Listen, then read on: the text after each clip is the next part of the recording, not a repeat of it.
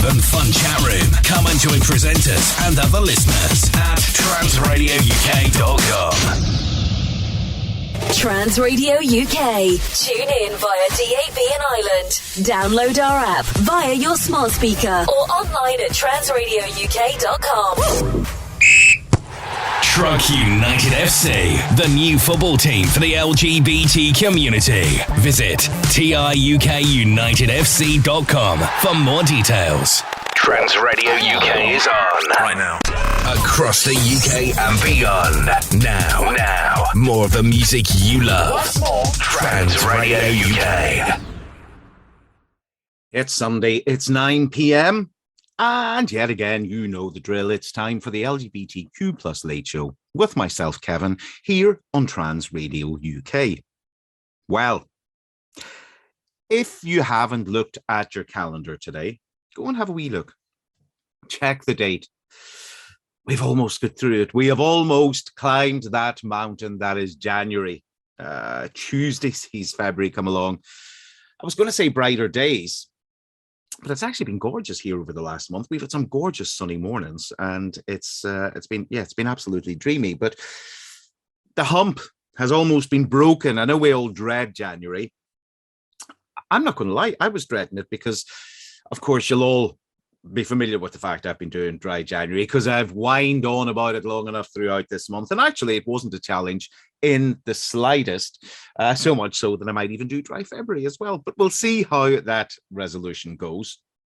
But yeah, the month is almost out. And yesterday, actually, speaking of nice sunrises and nice days, one of the nice things is that that thing, which I refuse to mention the C word, so I'll just refer to it as the pandemic, does feel like it's coming to an end. I went yesterday to London, me and the other half, for our first trip in together since before COVID, and it was amazing. We just kind of decided fairly last minute to go in for the day and go for a walk, and ended up doing something like 20, when we checked our pedometer things last night, something like 26 kilometers, 27 kilometers. We walked 35,000 steps, and we literally just got into the city and walked the length and breadth of it. It was weird to see the city of London over in the financial district.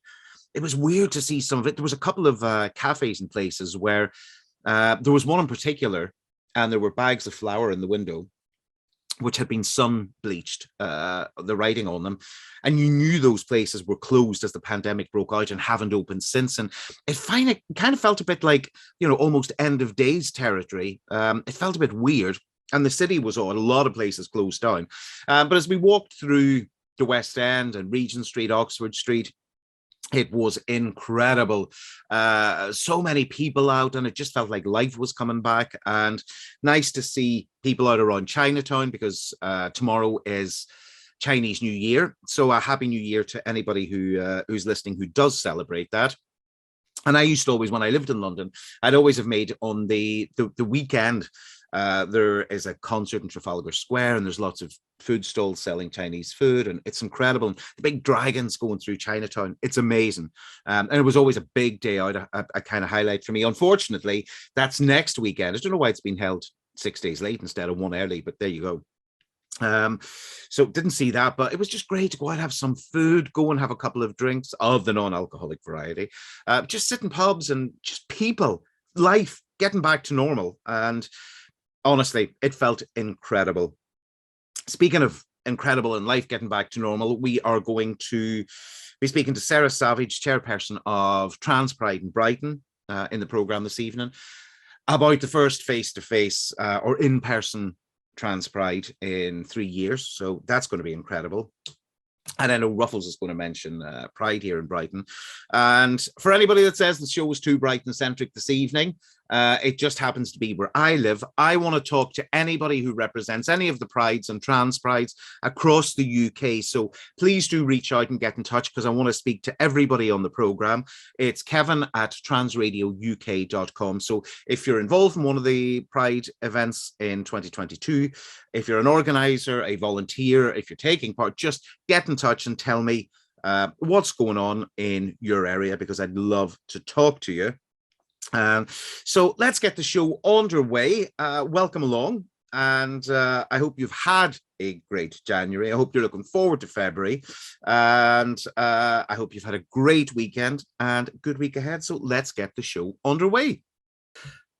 Unless you have been living under a rock over the last number of weeks, you cannot have failed to have seen some of the excitement, some of the messages, and some of the coverage that has been going out on social media, because we're only in January and already the anticipation levels are going through the roof, because for the first time in 3 years, Trans Pride in person is back in Brighton.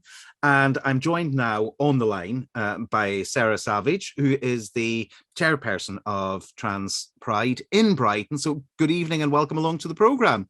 Hello, thanks for having me.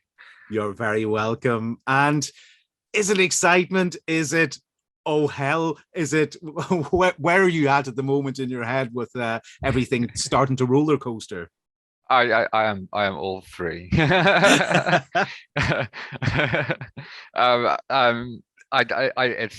It's so exciting to be able to see how excited everyone else is to come to Trans Pride, and I have got a few surprises up my sleeve. The whole team have been working all winter long since the last Trans Pride online to really come back with a bang. We cannot wait until it happens, but it's also very scary, but that's pretty cool anyway.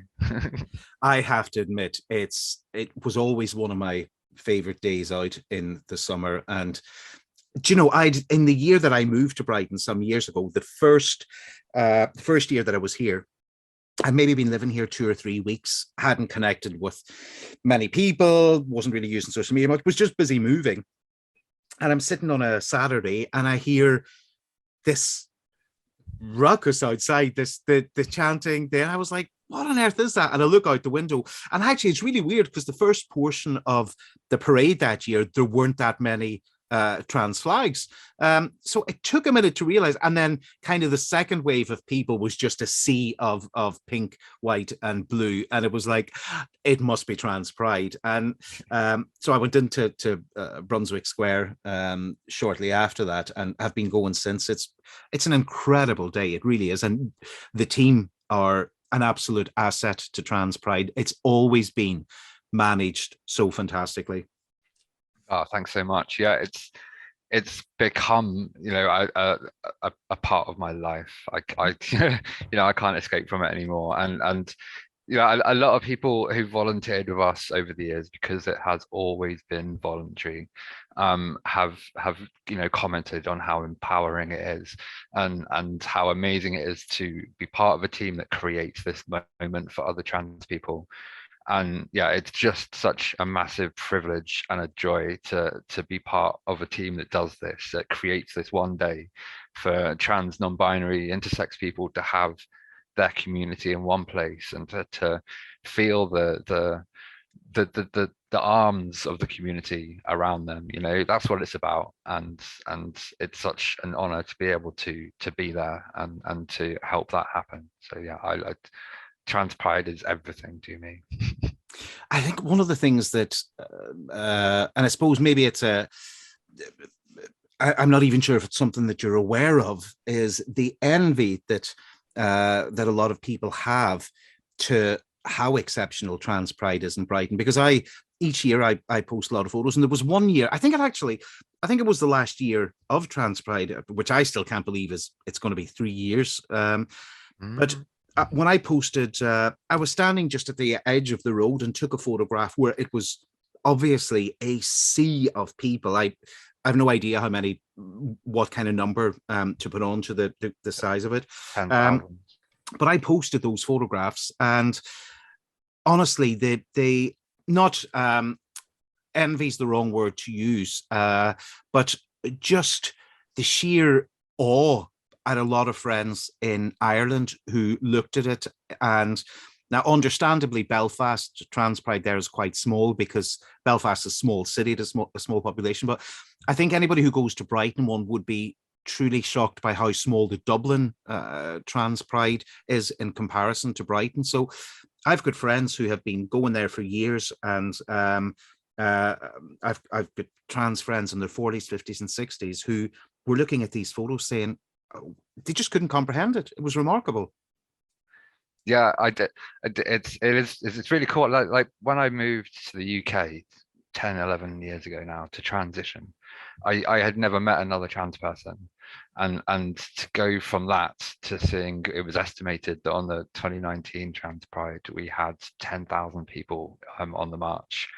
Wow. And that is just such a testament to how quickly the landscape of trans awareness, trans rights is, you know, I mean, it's the largest trans rights protest in outside of America. It's huge. And yeah, so also part of when I first came out, because of my transsexual summer, I was invited to a lot of prides around the country, and I've been from World Pride in 2012 in London, where there was something like 30,000 people on the parade, and I've been there, and I've been to Hereford Pride, where it was a dozen people in a pub, and you know, and that is the essence of Pride. You know, it's everything from a tiny community of people getting together to support each other, to become friends, all the way through to you know, huge corporate indulgences about how much they love the LGBT community, and you know, and that was really it really formed how we decided to create Trans Pride and how we decided to shape it. You know, it was very quickly about the community and about supporting the community and about creating a place for people to meet other people. You know, every year someone comes up to me or a member of the committee and says, you know, this is my first time I've ever been out the house dressed as a real me or presenting as a real me. This is the first time that someone has asked me what my pronouns are. And for people to leave Trans Pride and feel that empowered is so special, and it's amazing that we can create this, you know.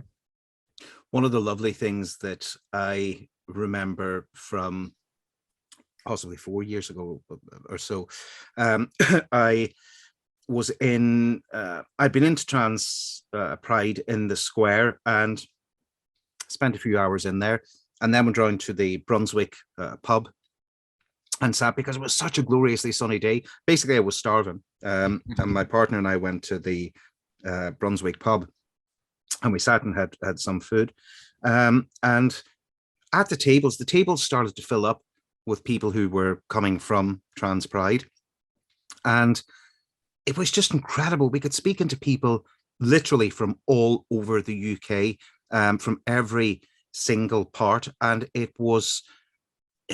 just gave me an insight into exactly what Brighton Pride was like. I mean, 70% of the people who filled out our feedback form came from outside Brighton and Hove. And you know, yeah, it's really cool. I've spoken to people who've flown in from Germany just for Trans Pride. You know, the same as people who come from all parts of the UK, you know, from the islands and highlands of Scotland, where there is no other community. I think it's just such an amazing event that we've been able to create this beacon of trans inclusivity, you know, and I'd just like to point or to say that we would love to help to, you know, replicate what we've created in Trans Pride Brighton all around the country. I think it's really cool that there are other trans prides popping up, and yeah, we'd just like to offer our extend an offer of friendship and help and co-support. You know, it's always been our principle that it's a rising tide raises all ships, and I truly believe that the Trans Pride really believes that we can create these moments around the country, and so yeah, it's really awesome that Trans Prides are popping up. I think in many ways I can relate to that, in terms of I'm old enough to remember when what you have just said was kind of transposed on Pride in general, because, you know, I come from a place which you may or may not have heard of called Derry, which you may have seen Derry Girls.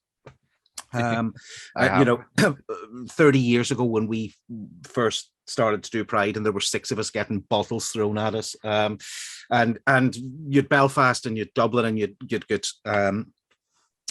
get bigger prides, but that were still small. And to watch them all evolve, and to now see Dublin, which I think is probably the best pride in the world, and I say that from a totally unbiased point of view, because it's very rare that Pride can scale and embrace the corporate world, but still retain that, everything that makes it unique and truly incredible. But again, with all those organizations across Ireland and all the local Pride committees, they all work together. And what do you know? Within the space of 15 years, Ireland was voting in same-sex marriage. There was a sea change, and it will be lovely to see that happen within the UK and within the entire trans community. It's that would be remarkable. Yeah, that would be, wouldn't it? I mean, it said that up to 1% of the entire population is gender variant in some kind of way. And to see us as a nation, as a society, embracing that and celebrating our gender diversity, that would be everything that any pride could ever want. And it's also, I think, it's underestimated how politically important Pride as an event is. We've had, politicians who've avoided us in the past, and we've had politicians who've come to Trans Pride and said, how can we help you? The politicians who want to show their support for us are always outnumbering the ones against. So that kind of soft outreach, relationship building, is really invaluable, and that's why I think local prides, small prides, are really, really important. I think anybody listening in tonight, because obviously we have listeners all across across the world, but particularly UK and Ireland. It's worth saying, Sarah, we've just gone on to DAB in the Republic of Ireland. So although it's Trans Radio UK, this accent fits in quite well there. And I think that's an incredible offer that Sarah made for anybody across the country. So do get in touch. All of the contact details are on the Trans Pride website, which is transpridebrighton.org. And is it okay if anybody who does have a question marks it for your attention, Sarah? Yeah, please do. Or you can just send an email to info@transpridebrighton.org, and I'll be able to pick it up. I always pick up emails like that. I'd love to help people. Fantastic. Well, thank you so much for being on this evening. And I've got a funny feeling you're going to be on a number of times before the actual... do you know what? We've just chatted for about 20 odd minutes. We've talked about everything to do with Trans Pride in Brighton this year, and we haven't even said what date it's happening. Oh, no. Just as I was about to sign off there and say, we're going to be talking many times before the 16th of July. So, yeah, Saturday the 16th of July is when it's all happening. Are you not even going to give any kind of clues as to what these special surprises are? I mean, I'm just saying that Laura Jane Grace of Against Me is in the country 1 week before the 16th of July 2022. I'm just saying.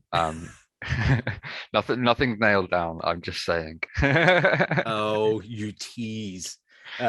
Thank you so much for joining me, Sarah. And as I say, I'm sure we'll be talking on at least on more than one occasion before the actual day. Thank you so much, and good luck with all the planning and all the organization. Thank you so much. I'd just like to say before we go, we are currently looking for volunteers to help with all kinds of project management, committee volunteer jobs, fundraising, social media. We're really looking for volunteers and they can be from anywhere in the world at the moment, because we've adapted so well to working from home. So please do get in touch at volunteer@transpridebrighton.org. Volunteer@transpridebrighton.org. I will also pop that up on the Trans Radio social media in case anybody doesn't have a pen on them at the moment. I'll pop the website address up, your name and the volunteer email address for anybody to get in touch, just so that it's at hand. So just go onto our Facebook pages, or indeed go onto the Trans Pride Brighton Facebook page, which seems to be popping up on my feed every couple of days now because the excitement's building. So not to put any pressure on you there, Sarah, but good luck with all of that. Thanks. Thank you so much, and good luck, and I'll talk to you soon. Thank you. Bye-bye. Cheers. Thank you. Bye. Oh, I love this. We continue in moments. This is good. Yes. You're logged to Trans Radio UK. Did you know we receive no funding here at Trans Radio UK? To keep us on air and growing, we rely on donations. To donate, please head to www.transradiouk.com and click the link. A regular payment of £20 will see you become a partner of Truck. Other options are available. Email info@transradiouk.com for details. A big thank you from all the team here at Trans Radio UK. Trans Radio, supporting mermaids, family and individual support for gender diverse and transgender children. For information, go to www.mermaidsuk.org.uk. International Trans Lifestyle Magazine, available in print and digital. Support group and events, information, friendship and support. transliving.co.uk. Many website owners don't like their website hosting company or support provider, but are too scared to move to someone else in case they lose their site or it affects their business. Based in Telford, at Purple Prince Media, we will move your website to us free of charge with the best support possible. And if you're looking to start up a business, we're also here to design and build your website from the ground up with unbeatable prices on web hosting and dedicated servers. We're also certified Magento developers, which is the world's biggest e-commerce platform. So, rest assured, your online business is just a click away. Drop us an email on hello@purpleprince.co.uk or visit purpleprince.co.uk to get started. Purple Prince Media, the local website company. Trans Radio UK is on right now. Across the UK and beyond. Now. More of the music you love. Trans Radio UK. And now it's time for the tattooed temptress of the North, the nation's favourite Scouse wife. It is, of course, the Only Ruffles, and we're finding out what has been ruffling her feathers. Hiya! Yay, cheers, applause. Hello. And the audience goes wild. Nuts, absolutely crackers. How are you, babe? Right.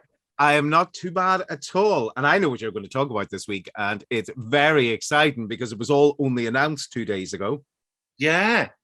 So I woke up in the morning. Usually what ruffles my feathers is some delinquent, should we say. I was about to say a naughty word then, but I'm not allowed to because we're on the radio. Yeah, it's usually someone that's really getting on my nerves. But this time it's not. It's good news.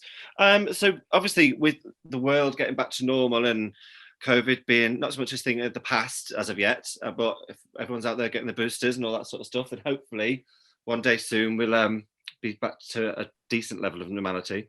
But yeah, so Brighton Pride have announced all their headliners and things like that. So we've got, obviously, on this Saturday, the main day, we've got world-renowned superstar Christina Aguilera. It's exciting. And then I'm really looking forward to the Sunday, actually, as well, because we've got Paloma Faith. And I think she's incredible. I just think she's bonkers and she's a little bit lovely. And I think everything she wears is fabulous. And yeah, I just think she's a bit nuts. She's nice. I absolutely love Paloma Faith. And I am just trying to find somewhere in front of me. I have, I'm scrolling as we're talking. I saw a gorgeous quote. Oh yeah, I saw a gorgeous quote from Paloma. I am delighted to be playing at Brighton Pride this year with my people, with my tribe, with all the out and proud outsiders of the country. I can think of nowhere else I would rather be than headlining Pride. How nice is that? Fabulous. She's camp. I like her. I love her. One thing I will say about it, though, is we're keeping it all positive. But one thing I will say about it is I'd like the listeners and anyone who is coming to Brighton for the weekend And to remember that it is a Pride event. It's a Pride fundraiser event for the Rainbow Fund. It's not the Christina show. It's not Christina concert or the opening of her world tour. She's here to support the Pride event. So please bear that in mind when you're buying your tickets. You're not buying tickets for the Christina show. You're buying them for our Pride fundraiser here in Brighton for the Rainbow Fund. So please do keep that in mind. It's important. And you know, that is a really important message because, and I appreciate everybody listening to the show tonight. I would suspect that everybody's LGBTQ. But one of the things that bugged me at Brittany a few years ago, one of my friends was there, and this drunk girl banged into him, spilled booze all over his very nice and expensive, relatively new shoes. Now, he was in Egypt for wearing new shoes to Preston Park in the middle of Pride anyway. But she spilled all this. This teenage girl, and he said, do you want to watch what you're doing? She was all over her face. Do you want to watch what you're doing? And her exact words were, F off, faggot. At Brighton Pride in Preston Park, because Brittany was not Pride, it was the Brittany concert. Because hang on, she didn't even know who she was. She had to ask her dancer what the name of the bleeding city that she was in. Well, she was singing, she was lip syncing along at one point to the wrong song. Correct. But don't get me wrong, we're all free Brittany and all that sort of thing, and I'm super, super glad that what's sort of transpired and what's happened to her now is going really well for her, because she's been through the mill, hasn't she? Yeah. And for your own family to put you in that situation, wow, no wonder she broke down a bit, bless her. So yeah, good for her. But Brittany, if you are listening, next time you're in a city, remember where you are, remember the name of it before you go on stage, will you? I remember standing, watching, thinking, I was standing, and she's looking and she goes, hey, you guys, it's so nice to be in. And this vacant look came over her face, and she turned to the back and went, where are we, you guys? It's like, really? Are you joking? Brittany, there's one thing you don't want to do is naff off the gays. Yeah. Because they're a steady part of your diet, sweetheart. If it wasn't for the homos, you wouldn't be as where you are today. So yeah, God love her. But the problem with, I think one of the problems with it, of course, is Brittany in London on that same tour. Brittany in London, the tickets were 80, 100, 120 quid. Here for Pride, it was 25, 30 quid. So it became a cheap Brittany gig for a lot of people not wanting to go. Absolutely. Which is unfortunate, because it shouldn't be that. Yeah. But never mind, it happens. Well, your friend and mine, Hazel, was asked to be here this year, but of course she's now retired and fabulous. I know, good for her. Absolutely good for her. How camp would that have been if she just rocked up though? I know. Do you know when I think Hazel should do it? Hazel, if you are listening, please take this on board. The year that we book Cher, the goddess of all goddesses, Hazel Dean has to make her one and only comeback. Cher does a farewell tour every bleeding year. Yeah. Hazel can do at least one for us. I'm going to hashtag her to make sure she hears this. I think it's going to be incredible this year. I think the atmosphere is going to be insane after a few years. So, and actually, one of the things you won't have heard, Ruffles, because I know you came running off stage to come and quickly do this before you got on, but just before you were talking, we were discussing everything Trans Pride and the fact it's going ahead this year in Brighton, and we just had a long conversation about that. I should say to everybody, we are going to be talking about all the other prides. I'm based in Brighton. Ruffles is based in Brighton. I know we're very Brighton Pride heavy tonight, but we will be reaching out and speaking to all the other Pride events. Let's have a Pride season week, shall we, in a couple of weeks? Yes. So anybody, Kevin at transradiouk.com, anybody involved in any of the prides that wants to come on and talk and tell us a wee bit more about your event. And I really want to hear about some of the smaller pride events because they don't get anywhere near enough oxygen. So come on and talk to us and tell us. I was waiting for, sorry, Ruffles, I was just waiting for you to go, yes, the UK's favourite. I was agreeing with you, the smaller pride events as well, because I really enjoy talking about a smaller pride event. Worthing Pride, which is down here on the coast as well. That just, to me, I mean, the bigger prides are incredible, and the revenue that they bring into the cities where they're held is astronomical for different charities, X, Y, and Z. But Worthing Pride is one of the smaller charities, one of the smaller prides, sorry. And it feels like Pride used to. Yeah. When I was sort of just going to Pride, when I first came out as a little baby gay. It's like a village fete, really. I mean, the stage is then there's still some fabulous acts on and all that sort of stuff, but it feels really very, very community. And the smaller prides are lovely, especially if it is in a field or a park in the middle of your little town and things like that. And just the feeling of togetherness that people do create is absolutely beautiful. So yeah, I'd love to hear about smaller prides. I'm performing at a few smaller prides this year, so stay tuned or log to the website and have a little look. But yeah. And what is that website address? www.theonlyruffles.co.uk. Plug for myself there. You may as well have 3 pins on you and 13 amps, because that was a shameless plug. Absolutely.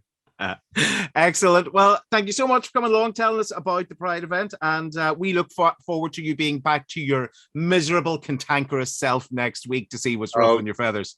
Don't worry, I will be. I won't let you down. Enjoy what's left of the weekend, and have a good one. Thank you, Ruffles. You too. See you later. Take care. Bye. Bye. Oh, I love this. We continue in moments.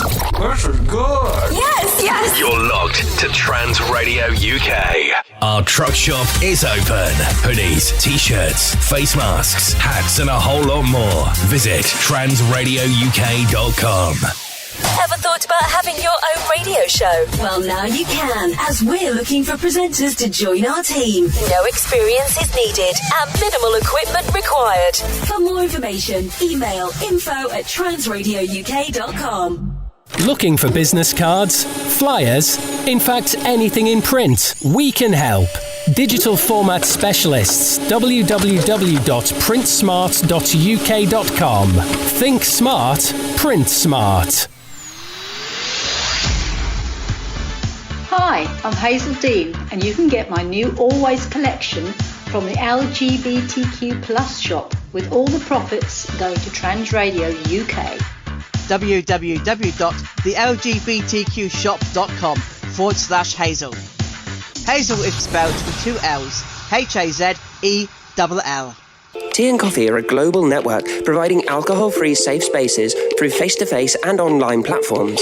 All of our events are held in safe, accessible and alcohol-free environments, allowing our members to relax and really connect with one another. To become part of one of the fastest growing global networks for trans and gender diverse people, simply visit tncoffeelgbt.com. That's the letter tncoffeelgbt.com.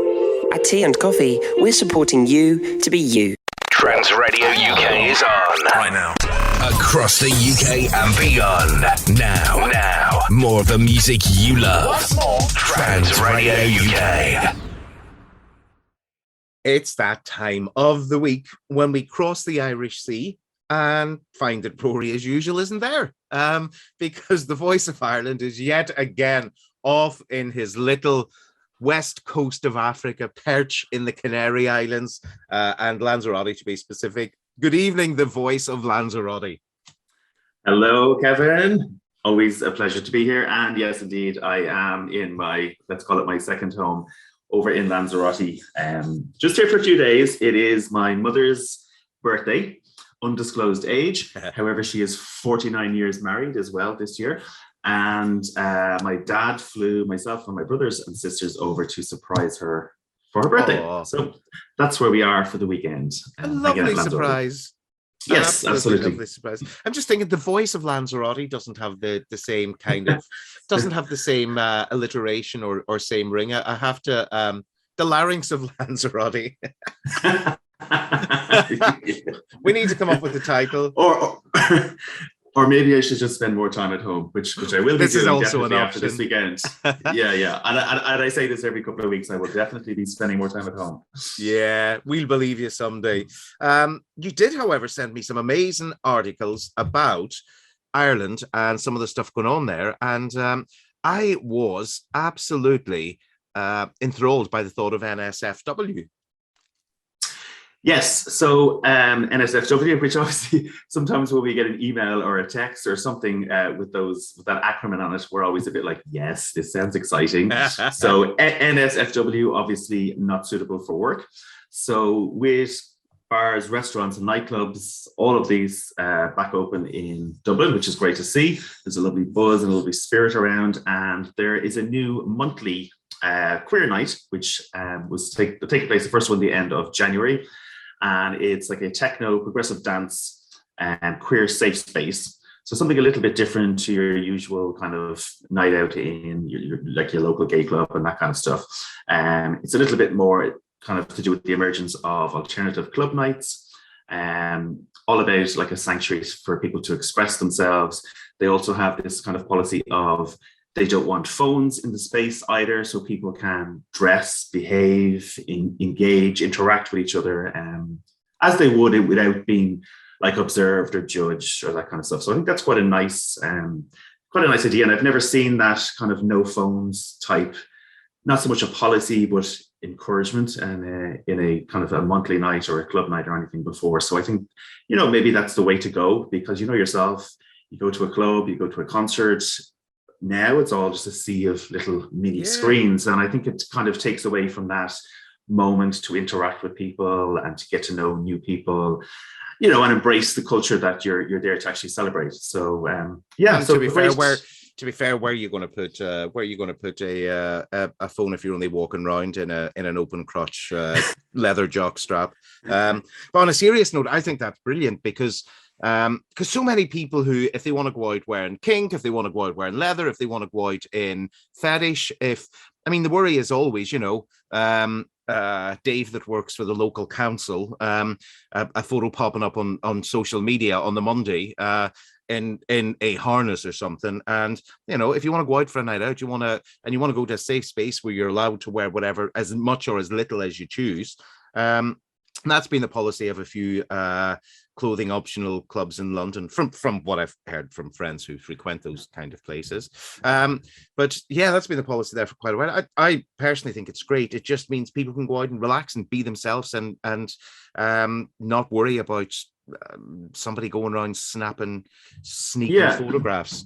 Absolutely. And kind of, I suppose Dublin has been kind of missing that for a while. There was in the past a couple of different kind of, they're always usually referred to as fetish nights. And I have absolutely been to one before. And there is that nervousness of, do I arrive dressed in what I'm supposed to dress, or do I, wear a long coat to cover everything just in case? And, and also that kind of thing, what if I bump into somebody that I know out of context, or like that, if a photo was taken and then suddenly it's, oh, did you see your man from accounts? And it's completely taken out of context, the photo, because, that person might be wearing something as simple as a harness, for example, but to somebody else, it can automatically have this connotation of, oh, that person was out having a chemsex party or this kind of stuff. And it's, and I think it just happens very often with misrepresentation of, of people's photographs. So, so I think I'm all for that. I think it's a great idea. I remember we'll try and go to the next one. Well, I remember when I lived in Dublin and Daddy used to take place on Saturday nights, and you'd have people in leather chaps and nothing else and all that kind of stuff. And on a Sunday morning when I'd be walking to mass, I'd often see these people walk along the streets having left the club and be shocked and be saddened. And I'd often go and pray for the redemption, because you'd never find me in such a disreputable place. That was a great night. I don't know if it's about to start up again. It's I used to love Daddy. I hope it does, and that's Daddy with an I for anyone that's listening. Yeah.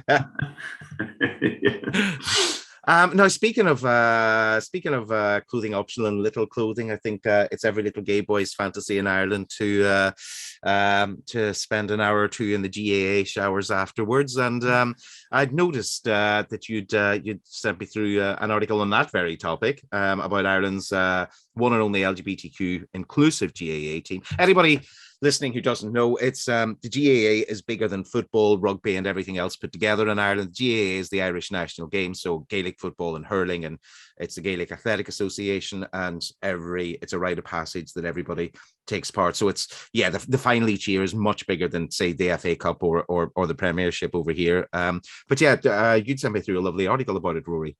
Yeah, again, just one of those kind of nice, inclusive news stories coming out of Ireland. So the club, which was set up in 2020, so obviously very, very recent, and it's the world's first LGBTQ plus inclusive GAA team. So they are starting to, I should give their name. So it's Nagail Arica, which I hope I pronounced correctly, which is the Rainbow Gaels, which, I think is such a lovely name. So they have started recruitment for the 2022 season. So players of all levels, experience are very welcome to come along and join or try out or do like a kind of like a tester night to see if it's something that they feel comfortable with as well. So they've already had a ladies team that has been operating as well, and then they want to grow that obviously among the rest of the community as well. So again, something great to see, and it's, as you said, it is nice to, for people, younger people who maybe want to get into a sport, who identify as part of the, part of our community, who can also feel maybe with their local club might feel that maybe toxic masculinity and be a little bit unsure of joining and, having the freedom to be themselves within that sporting arena. So yeah, I think another great news story from Ireland. So, and the highlight maybe I'll join up. The highlight of that was hearing you doing your Gaelic. Not that a Gaelic is something that not that a Gaelic is something that you're not familiar with, Rory. I'm just saying nothing. You're blushing. That did make me think, though. Do you know what? We have to do and now that we are on DAB radio in Ireland, we're going to have to do a special St. Patrick's Day show, because we covered the Rose Tree last week. We covered the GAA this week. Sure, by the time it gets to St. Patrick's Day, we'll be talking like that, and Darby O'Gillen is flying up the street.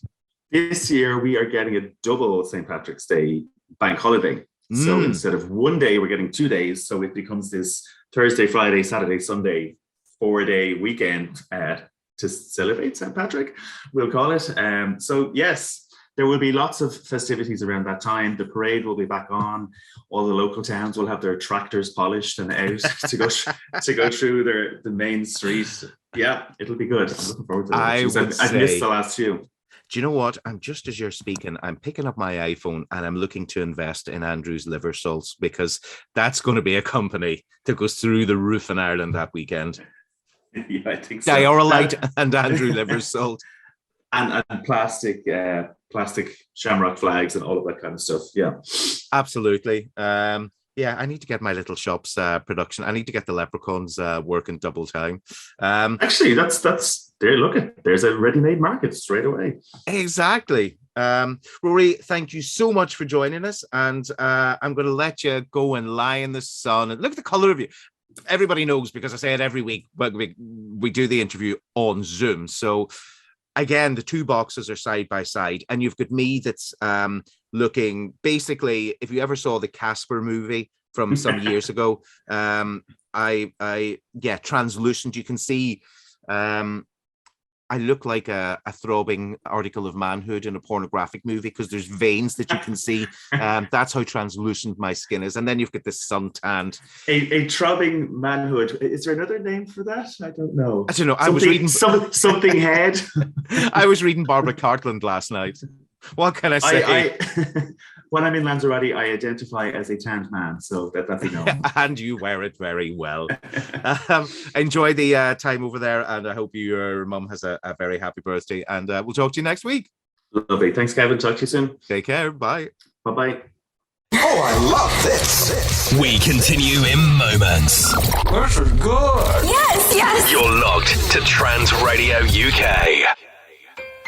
If you're transgender, feeling lonely and don't think there's any help available, well, now Trans Radio UK have Track Listens, a confidential phone service just for you, on 0800 009 6640. Talk for some time and you're feeling good. It's gone so much better than you thought it would. And you're really glad you went and made that phone call. That was a small price for you to pay. Go on, make that call. It's a small price.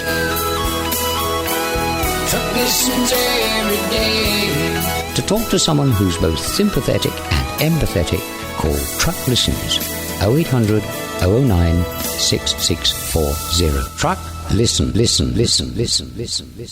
Trans Radio UK. Tune in via DAB and Ireland. Download our app via your smart speaker or online at transradiouk.com.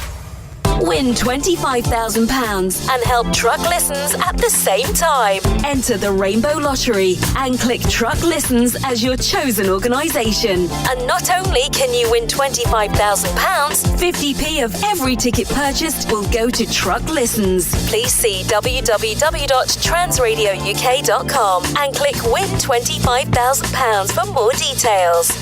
Did you know you can advertise with us for less than £1 a day? Call 0207 856 0584 or email sales@transradiouk.com. Trans Radio UK is on right now. Across the UK and beyond. Now, more of the music you love. Trans Radio UK. I would say we have saved the best until last, but I don't want to offend any of the rest of our listeners. It's getting late in the day. It's towards the end of the show, so I thought I would save the second dulcet Celtic tone until the end of the show, just to ease you into the end of your weekend. Of course, that means I'm joined by the lovely Mike Findlay from Rising Fox Coaching. Hi, Mike. Hi, Kevin. I love being described as the second Celtic dulcet tone. I take that as a compliment. Absolutely. At this point, people at home are because I've been told that Celtic tones are great for winding people down. So it's almost bedtime. So hopefully we're having that effect. I mean, you could say that I'm accusing us of putting people to sleep, but I know you could. And I'm now thinking of that. I don't know if you've seen the Calm app, which you can get in your phone, which is essentially about meditation and relaxation. And I'm now thinking we could be some of the narrators in that. It's normally Stephen Fry talking about the fields in France to send you to sleep. And then he slows down as the story goes on. The story goes on for 45 minutes and it helps you sleep. So maybe us Celts should be doing the Calm app then in terms of narrating the story. Well, there was a period that I had the best. It wasn't an app, but the one thing that definitely put me to sleep, or else got me excited in bed, was when Tom Hardy did the kids go to bed narration, and I think he was responsible for half the kids in the country going to sleep and half of their mothers being sexually frustrated at the same time. I can empathise. Of all the people to choose, it had to be Tom Hardy. So for anybody who hasn't heard over the last couple of weeks, Mike has been doing a series about, we said at the start of the year that the show was going to be very much so focused on positivity and making 2022, not in a corny cliched way, this is your year, but having positive strides throughout the year, and Mike has been helping with that. So what are you talking about this week, Mike? Yeah, so Kevin, we're going to get deep this Sunday. So I'm going to talk about... you say all the right things. I know. Yes, we're going to talk about deep listening and how that can lead to deep thinking. I just crack on. Absolutely. You just crack on with your deep one. Yes, so I'm going to crack on with my deep one now. So it's so often in life that when we sit down with friends or family members to give them advice, to listen to their woes, that we interrupt them, don't we? If you imagine last time you sat down with a friend who's having a problem in their love life and you butt in going, I've got the same issue. My boyfriend's not doing the dishes this week, I've got the same issue. I've gone through the exact same. Having issues in the workplace as well. Somebody's really, really annoying me. They're just really getting on my nerves. Yeah, I've got the same at work. You should hear about this person in my work. So often in life, we don't do proper deep listening. So my challenge to listeners this week is to get a deep listening partner. So get somebody that you're close to. It could be a loved one, could be a partner, could be a family member, whoever it is, and ask them to become your deep listening partner. And what you have to do is to avoid imparting your own wisdom and advice. And let's start with 3 minutes. Let's be generous before we get to 10 minutes. Let's start with 3 minutes. And it's harder than what you think. Allowing the person the time and the space to explore whatever they want to talk about allows them to get to a deeper level of their thinking. And this is something we see all the time in coaching. So, for example, one of my clients recently came in and she was like, I'm really stressed, don't really know why. This is what's happening at work. I think I'm a bit undervalued. And then she went in a massive rant about a colleague who she clashed with. I could have butted in, shared my own stuff. As a coach, I haven't been trained, and you not to. So instead of butting in, when she'd finished what she was saying, I allowed a bit of silence at the end. So about 1 minute. It did feel for a moment like the end of the world. However, I held on to my training, my knowledge in this area. And within about a minute, she had gone off in a different direction to explore what was kind of happening in the workplace. And that allowed her to get to a kind of deeper level of thinking about what was actually happening. And then we realized that the root cause of the problem was something that happened in a previous place of work that she was worried that was going to happen in her new job. Had I interrupted at that point, she would not have got to that deeper level of thinking. And I see you nodding there, Kevin, and you're not interrupting. So you're following my advice. I'm going to keep talking now. Brilliant. You've taken the advice. So the other thing I was going to mention was, in coaching, one of the most powerful questions you can ask the client is actually not a question. It's tell me more. So once you've got to a point, if you've got a deep listening partner and you're doing the listening yourself, and you feel the person who's doing the talking has talked at you for 10 minutes, talked to death about the subject matter, you've done all your silence work, pause and just say, tell me more about whatever it is. Tell me more about X. That is an open question. And it allows the person to, again, get to a kind of deeper level of their own thinking. And it's fascinating because what you do is 9 times out of 10, people look up to the kind of top right. And that kind of part of their brain kind of been kicked into gear, and they're considering more in terms of their kind of deeper thinking level. So it's actually quite powerful. Allowing the silence and allowing that deep listening is quite powerful. I really enjoyed that. I was able to just sit and listen. It's very true, though, because I know we've spoken about it off mic, but I mean, the best interviewers, in my mind, the best interviewer we've had was Parkinson. But people like Graham Norton's got better, much better at it. Jonathan Ross is still horrendous, but these people who keep jumping in, where somebody like Parky who sat and said nothing, or of course Frost, especially in the Nixon interview, when you just sit and say nothing and let the person just, that's where the best interviews have come from, because they've just sat and peeled their own layers off. Yeah, absolutely. And I think the Nixon stuff is a really good example of it, because that is the act of listening. You're 100% present in the room, but you're allowing the other person to do the talking. It's not about you as the listener or as the coach. I'll give you an example of where this isn't happening. I watched The Apprentice the other evening. Need I say more? Fascinating, that moment where Alan Sugar brings the contestants back into the room, and there was 3 of them last night, and they're discussing who should leave. And it's that kind of sense of they're all talking over each other, interrupting each other. You didn't do this. You were meant to be head of branding. You didn't do anything. We've all seen it. So that, to me, is the reverse of what we're talking about here.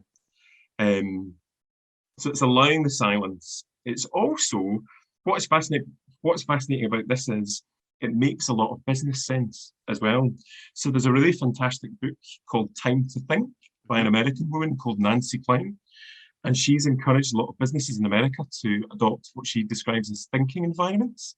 So rather than going into your kind of management or business meetings and doing a lot of talking and sharing opinions, my opinion's bigger than yours, the Alan Sugar times, it's about allowing people to have an equal amount of time to share their views.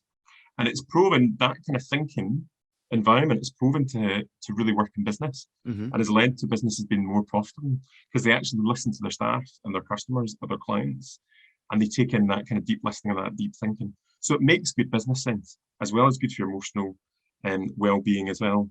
So my challenge is, who are you going to speak to over the next week that's going to provide you with that uninterrupted space? Kevin, who could you trust in your network? Can you think of a friend that would actually not interrupt you? Actually, I honestly think I've got a few. Had you asked me that a couple of years ago, I would have said no.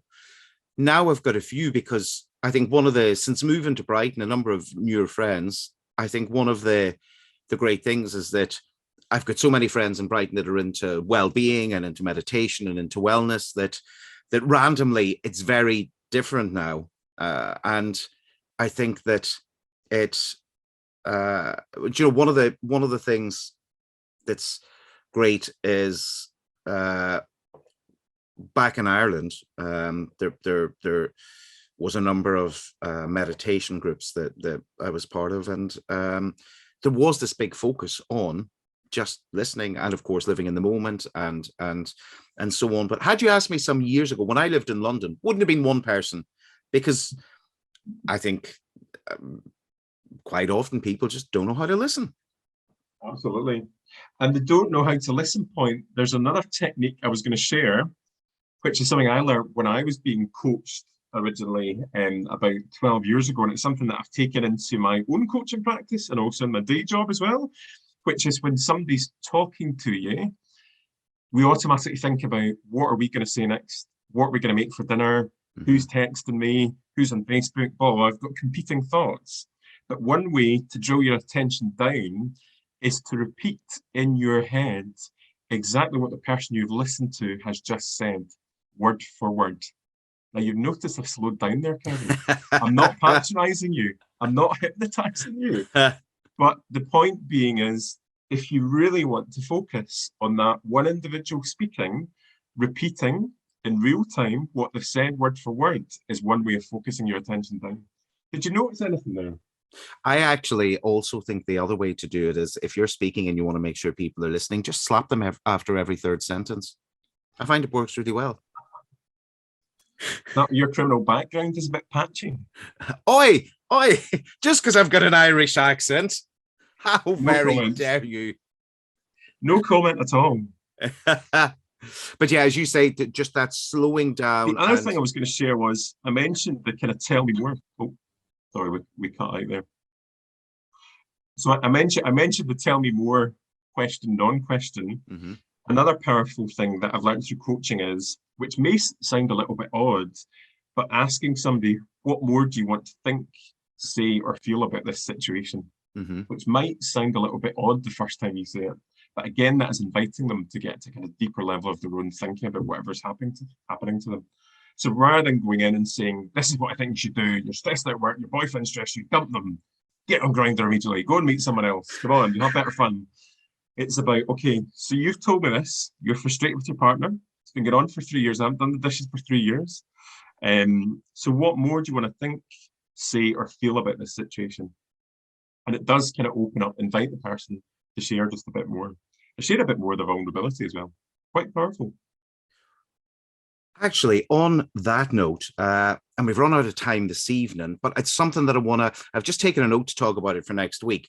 But I would love to, following up on what you're saying, almost that herd mentality of when I see it quite a lot in groups of, when you're out and about, groups of friends, and somebody will mention an issue with their partner, and everybody jumps in this bandwagon, and suddenly there becomes this gaggle of advice, which is loud, but that is something that I'd love to follow up on next week when we've got more time, because we've run out tonight. If anybody wants any more information on Mike and about coaching, and Mike works with the LGBTQ community, Rising Fox, they can visit your website, of which there'll be a link in our Facebook post. And Mike, thank you so much for joining us tonight, and I look forward to welcoming you and your Celtic tones back next week. Brilliant. Thank you, Kevin, and good luck with your deep listening. What? Good luck with your deep listening. Thanks a million. Have a good night. Bye.